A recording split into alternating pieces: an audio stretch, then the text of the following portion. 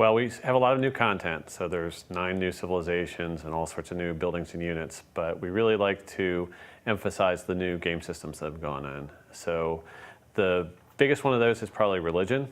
Right at the beginning of the game, civilizations can start to worship a pantheon of gods, which gives them one new gameplay benefit. And it just kind of builds from there throughout the medieval and Renaissance periods. We really are excited about that system because it allows players to customize their strategies. When we released Civilization V, we had completely rewritten the combat system. We had completely rewritten the diplomatic system.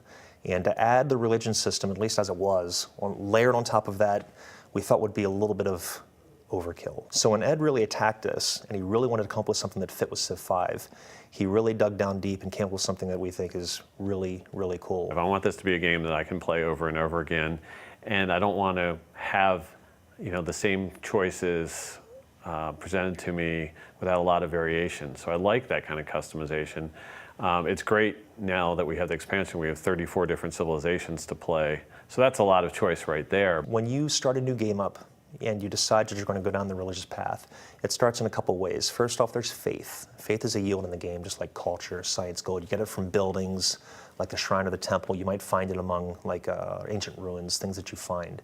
Once you just get up to that little bit of amount, you get to found a pantheon of the gods. It just happens. The clock starts ticking away towards getting a religion. You have to build up a lot of faith for that. And you choose one belief as your people's brush with religion. All of your cities automatically get the pantheon after that. It doesn't spread beyond your borders. It only starts spreading once you actually kind of elevate it to a full religion. How you get there is with a great prophet. You have a chance to spawn him every turn. But eventually you will get him, and when you do, you can actually use him to found a religion. After you've established your first religion, if you manage to keep building up faith, you can have your great prophet do a holy site, which is going to generate faith, kind of like a landmark will for your great artists. Oh, there's one other thing too. I mentioned missionaries earlier. You can actually spend faith to build missionaries that will help you to spread your religion faster. You can also use an extra great prophet for that. If you have a great prophet later, they can actually spread religion 3 times. They can go up to 3 different cities, boom, boom, boom, before they're expended, and really do a big job of spreading your religion. Well, I like how espionage lets you sort of get a look inside the other civilizations. That system goes in and starts checking in with what the AI is thinking about for those other civilizations.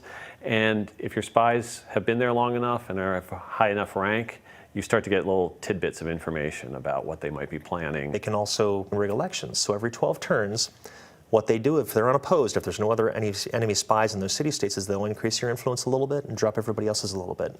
So it's like a slow drip of water. If you're impatient, you can do what's called a coup. Now, if it's successful, you'll completely take over the allied spot. The person who was there before will take over wherever you were before, so it happens instantly.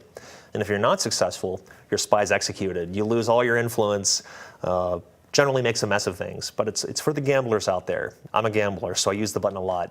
They have a chance to do a few things. They can either steal a tech, because the more science that city is generating, the faster your spy is going to steal tech, and you'll be able to watch the bar in your espionage UI. And once it fills up, he'll have stolen a tech, and it'll come into being, and bam, you have it, and then he'll start doing it all over again. That's great because it brings the rest of the world that's going on in the civilization game to life more. You can sort of get the secret plans and thoughts of the other leaders through the espionage system, so that's really what I love. We've always been in an ongoing fight with the game itself to make naval a really compelling part of the game. So we wanted to make it dangerous. We wanted to have a reason for you to build a fleet. And the ability to take coastal cities and give you a foothold in enemy territory so you can actually start out an invasion like that. You don't have to risk all your land units first. Now you have your naval units. You take that enemy city.